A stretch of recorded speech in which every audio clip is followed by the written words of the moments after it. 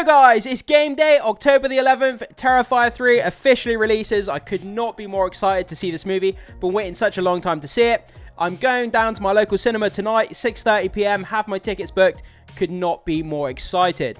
So what we're going to be doing in this video, we're going to be talking about the humble beginnings of the franchise, how it got started and where it's currently at. And then we're going to be talking about comments from David Leone himself, the guy behind the franchise, talking about how Terrifier 4 may be the last movie in the franchise. So we're going to be covering kind of the humble beginnings, where the franchise is at now, and then ultimately where the franchise might be ending based on the director's comments. So let's start off here from Bloody Disgusting. From the Ninth Circle to Terrifier 3, a bite-sized history of Art the Clown. So this is really interesting information here. The humble beginnings of the franchise, how it got started, where it came from. There's a lot of information in here that I didn't even know. I had a brief read for it just before I started the video. And I think you guys who like this franchise will find this very interesting information indeed. So let's get into it. By any metric, film output, fan base size, media attention, merchandising, recognizability, Art the Clown is quickly rising through the ranks as a horror icon for the modern generation, the same way that Freddy Krueger, Jason Voorhees, and Michael Myers became household names in the 1980s. Absolutely. Based on the videos that I've been making on the channel over the past few weeks covering this movie, you guys can't get enough of Art the Clown. My videos have never done so well when it comes to views and engagement. You guys just can't get enough of looking into this movie, talking about this movie, and it goes to show by basically the analytics on my videos. So there's no doubt about that. So Terrifier's humble beginnings originated in the mind of Damon Leone. Prior to making his directorial debut, the New York-based aspiring filmmaker and special effects artist envisioned a clown terrorizing a woman on a city bus. So Leone realised his vision in The Ninth Circle, a 2008 short film in which Art the Clown made his first appearance as one of the several evil entities. The homicidal clown returned as an antagonist in Terrifier, a 2011 short film that helped establish many of the character's trademarks. So ultimately started off in The Ninth Circle, 2008, then he debuted in Terrifier as well in 2011, which was a short film. Terrifier caught the attention of producer Jesse Badgett, I'm not sure how you say that, I do apologise, who reached out to Leone about including it in an anthology alongside other filmmakers' shorts. Leone convinced him to let him helm the entire anthology in order to create a more cohesive story. The result, All Hallows Eve, was released straight to DVD in 2013 by Image Entertainment and is now coming to VHS. We have a picture here of Art the Clown in the Ninth Circle, that kind of anthology set of movies, which is kind of cool. Seeing Art the Clown here, kind of in his original take, is pretty damn cool as well. It's kind of humble beginnings. So, an extended version of the Ninth Circle serves as All Hallows Eve's first segment, while Terrifier plays third. Although the wraparound story also involves art, the middle segment centers on an alien to avoid detracting from the character's impact. All Hallows Eve went to launch the franchise of its own. Leone joined Baguette, again, I'm not sure how you say that, to produce 2015's All Hallows Eve 2, which collected shorts from 9 different filmmakers. A third installment, All Hallows Eve Trickster, was released last year without Leone's involvement. In both the shorts and anthology, Art the Clown is portrayed by Mike Gianelli, I think that's how you say it, who had no real interest in being an actor and spending long hours in Leone's makeup chair, was happy to oblige for his longtime friend.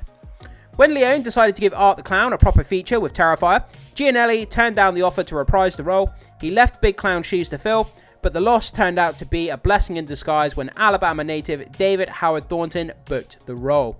So yeah, it was a shame that the original Gianelli actor turned down the role, but David Howard Thornton obviously came in, he reprised the role as Art the Clown, took over that role, and ultimately the rest is history, and Art the Clown has become famous because of David Howard Thornton and his portrayal of Art the Clown, which is absolutely incredible. He's done a great job with the Art the Clown character. Terrifier premiered at the Telluride Horror Show Film Festival. I think it's Telluride. I'm going to say Telluride. Sorry, I don't know how to pronounce that, guys. Horror Show Film Festival in 2016 before being acquired by Epic Pictures genre label Dread for a limited theatrical and Blu-ray DVD release in 2018. The gory slasher picked up even more steam when it hit Netflix later that year. Yeah, going from these kind of small anthology movies to a Blu-ray and a DVD release, and then jumping up to the next level and being featured on Netflix, I mean, that's a huge jump. Being on Netflix, obviously, is going to get a lot of attention, a lot of eyes on. And yeah, the rest is history, like I keep saying. So Terrifier cost around $50,000 to make, with producer Phil Falcone funding it in exchange for Leone teaching him special effects. The film's unexpected success led to Terrifier 2, from Cineverse and Bloody Disgusting. It premiered at Fright Fest in 2022 before opening unrated in US theaters the same year. Made for $250,000, the sequel grossed over $10 million at the box office. Guys, just put that into perspective. That return on investment is insane. Terrifier 2 was made for $250,000 and it grossed over $10 million. Now that is the kind of return on investment that Hollywood likes. I need to start making low budget horror movies, mate. If I can make this much money. So, thanks in part to reports of viewers fainting and vomiting at screenings, along with the mainstream attention from the likes of The Howard Stern Show, The Joe Rogan Experience, and The Talk, in 2023, Pete Davidson enlisted Thornton to cameo as Art in the final episode of his Peacock original series, Bupkis.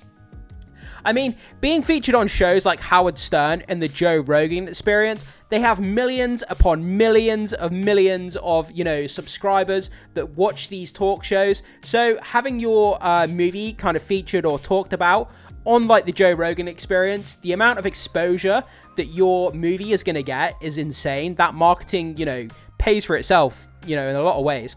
So, Terrifier's unlikely success story is one for the ages, although the early appearances are not considered part of the official Art the Clown canon. So, the Ninth Circle and those kind of anthology films, the short films that Art the Clown was in, they're not considered canon to the main overall Terrifier series, but they are still fun to go back and watch. So, guys, if you've not heard of those movies, the Ninth Circle, and those, the short films that Art the Clown is in, maybe go and check them out if you're a fan of this franchise. But remember, they're not part of the canon, like I was saying. There remain interesting footnotes in horror history. And then obviously we finish off here with the official poster. We've seen loads of times, but let's go through it anyway. So we've got Art the Clown wearing a Christmas hat. We've got a chainsaw going through Santa Claus. He's ripped Santa's face off and he's wearing it as kind of like a scarf here. And yeah, it just kind of, this poster just sums up what this franchise is about. Crazy, bloody, gory, crazy, bloody, gory. And that's only 3 words you need to describe this, really. But if you showed someone this poster, if like, for example, if I said to my mum, I'm going to the cinema later to watch a film. Oh, what film are you going to watch? And then I kind of just brought up this picture and sent her this picture. This is what I'm going to watch. My mum would look at me like I'm some sort of crazy sycophant, that I'm like some sort of weirdo for enjoying this kind of movie content. But yeah, no, I think it's great. I think it's fantastic. It's just an art form. We know it's not real, and we're just there for the shock value and the kind of have fun in the gore, the goriness and the kind of craziness of the whole thing. But yeah, so that's kind of the humble beginnings of the franchise. Let's move on to this, where Damon Leone is talking about Terrifier 4 and the fact that it could be the end of the franchise. So this comes to us from ScreenGeek.net. Terrifier 4 could be the end of the franchise. So the Terrifier film franchise is set to deliver fans its 3rd installment so far. Additionally, director Damon Leone has already confirmed that Terrifier 4 is currently in the works. Now, however, he reveals that Terrifier 4 could be the popular film... let me say that again. Now, however, he reveals that Terrifier 4 could offer the popular horror film franchise a satisfying conclusion. He says that number 4 is the end of the franchise, but if that box office revenue continues to climb and the return on investment of these movies gets bigger and bigger with each installment and it makes a shit ton of money, there is no way that they're not going to come back to do more of these movies. Or if he feels that the end of the franchise is number 4, sell the rights to the franchise to another studio and get them to continue making it, and then just cut yourself a check each month. Like live on the residuals. That's what I would do. This may be surprising for some fans of the character, especially now that we're only just beginning to get to the center of Art the Clown's story and the supernatural world around him. Terrifier 3 is set to further explore these concepts following the events of Terrifier 2. Nonetheless, by the time Terrifier 4, it seems like the writer and director Damon Leone has plans to wrap everything up with a proper conclusion. Here's what he shared on that front with SFX via Games Radar. So, Damon Leone, the guy behind the franchise, he went on to say the following, quote, "My big fear is going on too long and wearing out my welcome," he explains. "Because that does happen to all my favourites. Almost always it happens to the slasher franchises where they make 10 of them. I want to have a solid franchise. Whether it be a trilogy or a quadrilogy, if I have one more in mind, where it starts, where it ends, and you can walk away with a satisfying conclusion and closure, say that was pretty cool. I know what it is, so that would be the goal. He further explains that the entire story has been mapped out since the second installment, with plans to end the franchise sooner rather than later. Yeah, like I say, there's a lot of people that say this where, oh, you know, this is it, we're not coming back to do any more movies. Famously, this happened with the first Joker movie with Joaquin Phoenix. They said there wasn't going to be a sequel, we're not coming back to do another one.